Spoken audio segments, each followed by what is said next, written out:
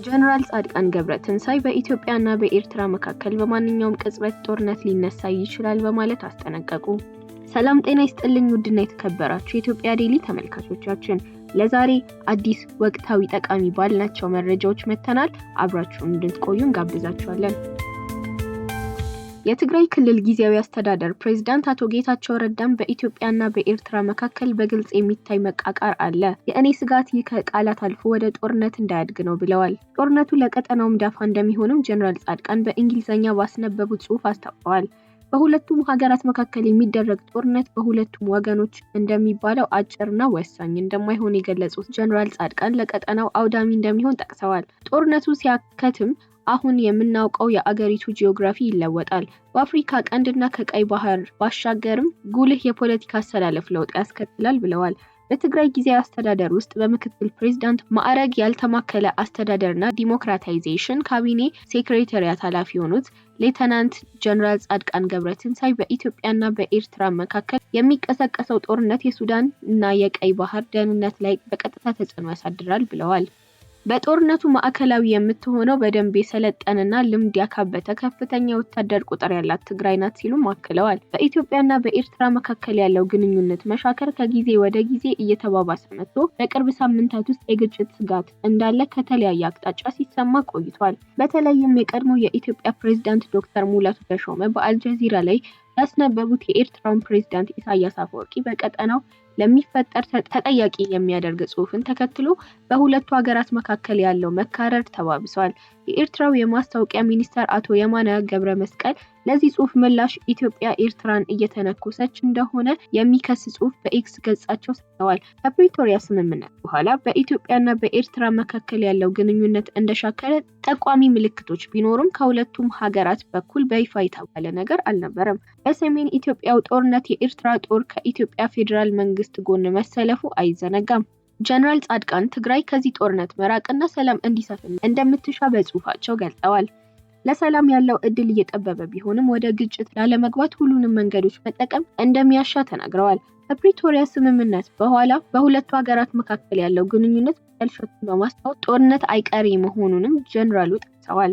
ዝግጅቱ የመጨረሻው ደረጃ ላይ ነው። ለጦርነት የሚያደርገው ዝግጅት አንዳች ደረጃ ላይ ከደረሰ በኋላ ወደ ኋላ መመለስ ይከብዳል ብለዋል። እየመጣ ባለው ጦርነት ምክንያት ትግራይ ከአካባቢያዊ ፖለቲካ፣ ታሪክና ባህልም አንጻር ስጋት ውስጥ እንደሆነ የተናገሩት ጀነራል ጻድቃን የኔ ምርጫ ትግራይ ለሰላም ጥሪ እንድታደርግ ነው፣ ብዙ ተሰቃይተናል ብለዋል።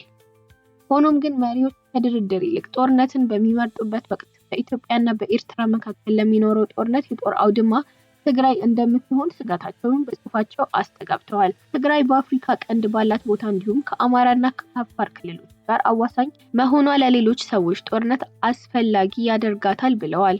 የትግራይ ክልል ጊዜያዊ አስተዳደር ፕሬዝዳንት አቶ ጌታቸው አሁን ያለው ሁኔታ ወደ ጦርነት እንዳያድግ ማለታችን ብቻ ጦርነትን ስለማያስቀር ትግራይ አስፈላጊ ወዳልሆነ ጦርነት ሳትፈልግ እንዳትገባ ማድረግ እንደሚያስፈልግ ገልጸዋል። ለጊዜው አቅማችን የሚፈቅደው ይሄን ነው የሚል እምነት አለኝ ብለዋል አቶ ጌታቸው።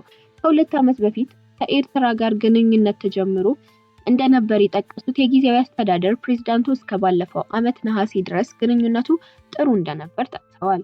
በዚህ ግንኙነት ከእገሌ አንጻር የሚል ግንኙነት የመፍጠር ፍላጎት የለኝም። የኤርትራ መንግስት ከነሙሉ ጥፋቱ ህዝብ ላይ ተፈጽሞ ሁሉንም አይነት ጥፋት ሰላም የመፍጠር ፍላጎት አለን ብለዋል። የኤርትራ መንግስትን የወራሪነት ባህል አስተውያለሁ፣ እንደ ኢትዮጵያና ሱዳን ያሉ ሀገራትን እንደ መጠቀሚያ ያደርጋል ያሉት ጀነራል ጻድቃን የኤርትራን መንግስት ፍላጎት እንደ እስራኤል አይበገሬ፣ እንደ ሲንጋፖር የበለጸገ፣ እንደ ዴንማርክ ጤናማ መሆን ሲሉ ገልጸውታል። ይህንን ፍላጎት ኤርትራ ባላት ሀብት ከማሳካት ይልቅ ከመረብ ወንዝ በስተደቡብ ካሉ ወንድሞች ጋር ግጭት ውስጥ በመግባት ለማሳካት ይሞክራሉ ሲሉ ፕሬዝዳንት ኢሳያስን ከሰዋል። ኢሳያስና ተከታዮቹ ለህልማቸው ዋነኛ መሰናክል ትግራይ ናት። ከዚህ ቀደም በነበረው ጦርነት ትግራይን ህዝብ ለማጥፋት ሞክረዋል። ትግራይ አሁንም የህልውና አደጋ ውስጥ ናት ሲሉም አክለዋል። በትግራይ አመራሮች መካከል ያለውን ክፍፍል የጠቀሱት ጀነራል ጻድቃን ከቀደመና ከአሁንም ወንጀላቸው ተጠያቂነት ለማምለጥ ከኤርትራ ጋር መወገን የሚመርጡ የትግራይ ልጆችም አሉ ሲሉ ተናግረዋል። በህወሓት አመራሮች መካከል ያለው ክፍል በቀጠለበት ሁኔታ ውስጥ ነው ኢትዮጵያና ኤርትራ ወደ ጦርነት ሊያመሩ እንደሚችሉ መሰማት የተጀመረው። ጀነራል ጻድቃንም ይህንን የህወሓት ክፍል በመጥቀስ ፕሬዝዳንት ኢሳያስ ጋር በመወገን አብይ አህመድን ከስልጣን ለመገልበጥ የሚፈልጉ መኖራቸው ተጠቅመዋል። የትግራይ ክልል ጊዜያዊ አስተዳደር ፕሬዝዳንት አቶ ጌታቸው በበኩላቸው አሁን ያለው ፍላጎት ግን እገሌ ማለት አልፈልግም፣ ከኤርትራ ጋር የተገናኙ እንዳሉ አውቃለሁ ሲሉ ተናግረዋል። አያይዘውም በግል ነው በተደራጀ መልኩ የሚለውን ለጊዜው ትተን አሁንም ሁሉም የሚፎክርበት ሁኔታ ነው ያለው። ስርዓት ያለው ነገር እየተፈጠረ ስላልሆነ ከፋኖ ጋር ከእገሌ ጋር ግንኙነት ጀምሬያለሁ የሚል ብዙ ነው ብለዋል። ጊዜያዊ አስተዳደሩ ከፌዴራል መንግስት ጋር ያለው ግንኙነት ተፈናቃዮችን መመለስን የሚመለከት ነው ያሉት አቶ ጌታቸው ኤርትራን ማጥቃት የሚል አጀንዳ ማንሳት አልችልም፣ ግን የማይቀር ነገር አለ። የኢትዮጵያና የኤርትራ መንግስት ግጭት ውስጥ ከገቡ በጸሎት ብቻ እንደማንድን አውቃለሁ ሲሉ አክለዋል። ዓለም አቀፉ ማህበረሰብ ትኩረቱን በዩክሬን በመካከለኛው ምስራቅና በዲሞክራቲክ ሪፐብሊክ ኮንጎ ላይ በሆነበት ወቅት የሚነሳው ጦርነት የሚያስከትለው ጉዳት ከፍተኛ እንደሚሆን ጀነራል ጻድቃን ተናግረዋል። የጦርነቱን ውጤት የሚወስነው እንደ ዩናይትድ አረብ ኤሚሬትስ፣ ሳውዲ አረቢያ፣ ኢራን፣ ግብጽና ባሉ ሀገራት እንደሚሆንም በጽሁፋቸው ጠቅሰዋል። የትግራይ ክልል ጊዜያዊ አስተዳደር አቋም የፕሪቶሪያ ስምምነትን ማስጠበቅ መሆኑን ጀነራል ጻድቃን ገልጸው ስምምነቱ አደጋ ውስጥ በመውደቁ የኢትዮጵያ መንግስትና ዓለም አቀፉ ማህበረሰብ ጣልቃ ገብቶ ሌላ አውዳሚ ጦርነት ያስቆም ሲሉ አሳስበዋል። በሌላ መረጃችን እፎይ ማን ነው? በእፎይና በእስልምና እምነት ኡስታዞችና ተከታዮች መካከል የተፈጠረው ግጭት ምንድን ነው? ተሰባስበው አየናቸው።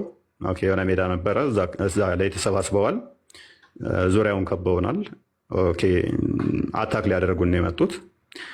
ስለዚህ የህይወት ጉዳይ ነው። ራሳችንን መታደግ ነበረብንና ራሳችንም እናወጣበትን ነገሮች ወደ ማመቻቸት ገባን ማለት ነው። ልክ ከቤት እንደወጣን ድንጋይ ናዳ ወደዛ ለመግባት ሞከሩ። በእርግጥ በቂ ኃይል ነበረን፣ እኛም በቂ ኃይል አዘጋጅተን ነበረ። ሁኔታውን እንደሚከታተሉ ነበሩን። ግን ብቻ እንዴት እንደሆነ ባናቀውም ነገሮቹ በቀላሉ እንዲያልቁ ስለተፈለገ ካውንተር ማድረግ እንችላለን። ሰላምን የፈለግነው እኛ አካላዊ ጉዳት ቢያደርሱብን እኛም አካላዊ ጉዳት ማድረስ ቀላል ነበር ለኛ። ምላሽ መስጠት በጊዜው በጣም ቀላል ነው። ምክንያቱም ልጆች ስለሆኑ በቦታው የነበሩት ከላይ ምን እየጠበቁን እንደሆነ መልእክት እያስተላለፉ ስለሆነ እየተደዋወሉ ምናምን ስለነበረ ስናያቸው ለእርምጃ የሚያመቹ አይደሉም። ስለዚህ ሰላምን ከመፈለግ አንጻር ምንም ከነሱ ጋር ሰጣ ገባ ውስጥ መግባትም አልፈለግንም።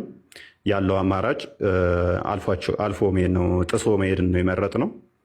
ስለዚህ በእንደዚህ አይነት ሁኔታ እነሱን ለማለፍ ሞክረናል። እዛ ያሉት እንግዲህ የህግ አካላቶችም እንዲከታተሏቸው እናደርጋለን። እነሱም በቅርበት እየጠየቁን ነው ያለውን ሁኔታ። ምክንያቱም ቪክቲም ነን፣ ተጎድተናል። ስንረጋጋ በህግ የምንጠይቅበትን እነሱም ብለውናል። በህግ ጠይቁ፣ ከጎናችሁ ነን ብለውናል። በህግ የምንጠይቅበትን መንገዶች እናመቻቻለን። አሁን የመረጋጋት ጉዳይ ላይ ቅድሚያ ያንን ለማድረግ ስለሞከርን ራሳችንን ወደ ማዳን ገባን ማለት ነው። ስለዚህ ያለው ሁኔታ ይሄ ነው። ከዛ በኋላ ያው እንደምታዩት ነው ዘመቻውን እኛ ላይ እየተደረገ ያለው ዘመቻ የምታውቁት ነው። ዘመቻው ምንም የሚመጣ ነገር የለም። ከዚህ በኋላ ግን ደስ የሚል ዜና አለን ማለት ነው። ደስ የሚለው ዜና ምንድን ነው? እሱ እፎይ ከሀገር ሊወጣ ነው። ኤርፖርት ጠብቁት፣ ሞያሌ ጠብቁት የምትሉ አንድ ደስ የሚል ዜና ልንገራችሁ። አሁን እፎይ ያለው ኢትዮጵያ ውስጥ ነው። ከኢትዮጵያ ይወጣል። ደስ የሚለው ዜና እና ሳውዲ አይደለንም ያለ ነው፣ ኢትዮጵያ ነው ያለ ነው። ሳውዲ አይደለንም ያለ ነው። ስለዚህ እፎይ በጅጅጋ ጠብቁት፣ በሞያሌ ጠብቁት፣ በምናምን ምንም ይመጣ ነገር የለም። ምንም ይመጣ ነገር የለም።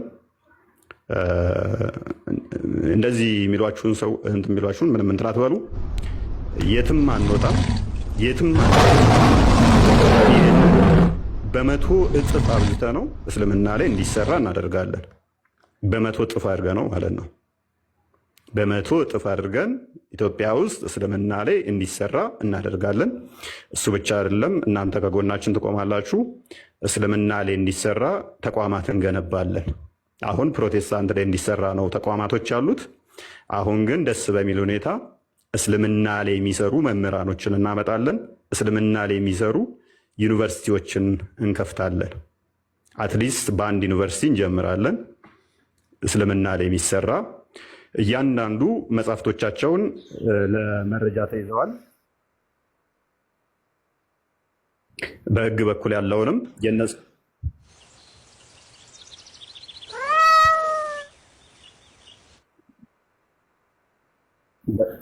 ኦኬ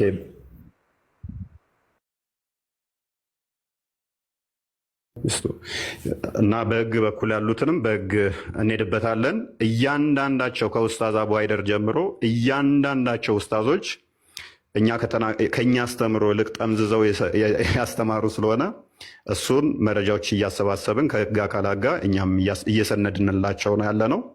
ስለዚህ ክስ ሲመስርቱ ደስ እያለን እንቀበለዋለን። ክሱን ደስ እያለን አንድ እፎይ አንድ ጲላዶስን ያሳስራሉ። በ20 የሚሆኑትን እነሱ ፍርድ እንዲገቡ ከርቸሌ እንዲወርዱ እናደርጋቸዋለን ማለት ነው። ይሄ አቋማችን ነው። ብዙ ኃይሎችም አብረውን የተሰለፉ አሉ። ብዙ ኃይሎች በዚህ ጉዳይ ላይ ለቤተ ክርስቲያኒቱ ጉልበት ለመሆን ያሉትን ደግሞ በእያንዳንዱ ቦታ ላይ እየተካሄዱ ያሉትን በኡስታዞች ደረጃ አትሊስት የማንቃቱን ስራ ዙር አንድ ከሞላ ጎደል ተዳርሶልናል፣ ተሳክቶልናል። ይሄ ለእኛ ትልቅ ስኬት ይመስለናል። ስለዚህ በተለይም ከእስልምናውም ደግሞ እስልምና ሁሉንም የሚወክል አይደለም። ይህንን ጉዳት ለማድረስ የሚሞክሩት ሀባሾችን የሚወክል አይደለም። ጽንፈኛ የሆኑ የዋቢያ ክንፍ የሚባሉት እነሱ ናቸው ጉዳት ለማድረስ እየሞከሩብን ያሉት። አብዛኞቹ ሀባሾች ሰላማዊ ናቸው። ከብዙዎቹ ተገናኝቻለሁ፣ ከብዙዎቹ ጋር አውርቻለሁኝ። ፌስ ቱ ፌስ ተገናኝተን የተጫወትንባቸው፣ እንደውም እነሱ ለእኛም አይመለሱም ጠብቅ እስኪሉኝ ድረስ ማለት ነው። ግን አሁን ደስ በሚል ሁኔታ ከግለሰብ ደረጃ አልፎ ወደ ተቋም እንዲገባ እናደርጋለን። ፑሽ አድርጉ። እናንተም በየአካባቢያችሁ ዩኒቨርሲቲዎች ይገነባሉ። አትሊስት በአንድ ዩኒቨርሲቲ እንዲጀመር የበኩላችንን እናደርጋለን። እስልምና ላይ እንዲሰራ ማለት ነው። ይሄ ብቻ ሳይሆን ሜይ ቢ ነገም ሊሆን ይችላል፣ ተነገ ወዲያም ሊሆን ይችላል። ታዩዋቸዋላችሁ። መምህራን እስልምና ላይ መስራት ይጀምራሉ። ተነገ ወዲያ ጀምሮ እስልምና ላይ ውድ ኢትዮጵያ ዴይሊ ተመልካቾቻችን ለዛሬ ይዘንላችሁ የቀረብነው መረጃዎቻችን ይህንን ይመስሉ ነበር። ሌሎች የኢትዮጵያ ዴይሊ ጠቃሚ ወቅታዊ አዳዲስ መረጃዎች እንዲደርሱት ይህንን ቻናል ሰብስክራይብ፣ ላይክ እና ሼር በማድረግ አብረውን ይሁኑ። እንዲሁም ለሌሎች እንዲደርስ ያጋሩ። ሰናይ ጊዜን ተመኘው።